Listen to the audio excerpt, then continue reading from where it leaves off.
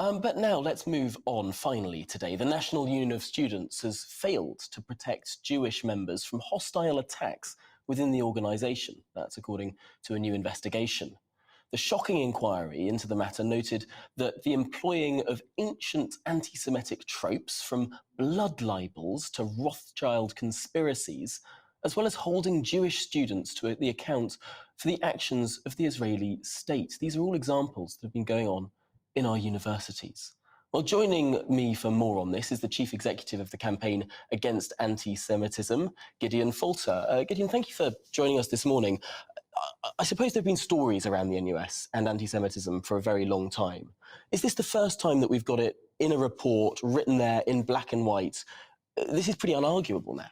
I mean, it is completely unarguable. I mean, it's the 8th report now into anti-Semitism in NUS. And the most astonishing thing about National Union of Students is this is a union which says at the centre of our mission is anti-racism. And you'll remember from your days in the thick of NUS politics that you stood up against anti-Semitism. This is something that generations of people have now been dealing with. Generations of Jewish students particularly have been dealing with NUS anti-Semitism. And this is now a really clear report saying it is a huge problem within their student union. Of course, they just removed their president amidst a whole load of allegations around anti-Semitism. I think they've really got to wake up now. And in all the discussions we had with Rebecca Tuck, the King's Counsel who conducted the investigation, it really felt that for the first time, there was a sort of someone sane and rational just looking at this and saying, look, forget all of the jargon and all of the promises. You've got a serious problem and this is how you've got to fix it. It is remarkable because I remember back to sort of 2015 when I was involved in the organisation, and back then the president was someone who had described the University of Birmingham as a Zionist outpost, who had been accused of all sorts of very, very malign comments towards the Jewish community. And it seemed like then there was sort of an understanding at that point that the organisation wanted to move on. But it's just slipped right back. And this is one of the amazing things, and the report actually comments on this. NUS's memory as an organisation is like a goldfish. They have an incident like the one you talked about, then a couple of years go by where they say, we're going to sort this out, we're going to take this seriously, it's going to be the end of it, you won't have this problem again. And not long after that, we have Jewish students, they invited a particularly inflammatory person to their conference. Jewish students complained about it. The Jewish students were told, well, why don't you just go and sit somewhere else whilst this goes on?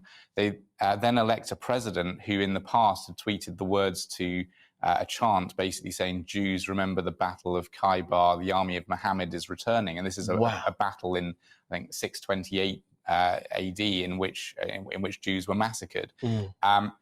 You've got this kind of thing going on, as you say, not a moment after they had a previous incident with the previous president. And this matters because the NUS is an important organisation, not in that it's influential now, but in that those involved in it very often go on to senior roles in our politics, whether it's advising politicians or even entering the shadow cabinet. What can be done about all of this? Well, thankfully, the report actually is quite concrete with a lot of the recommendations, but a lot of it is going to really boil down to what the attitude is within NUS, because some of the recommendations say, you've got to improve disciplinary processes, you've got to provide training for everybody. The thing is that within the world of student politics and on a lot of campuses, you've got people who get away with really quite incredible anti-Semitism, whilst at the same time claiming that they are anti-racists for other causes.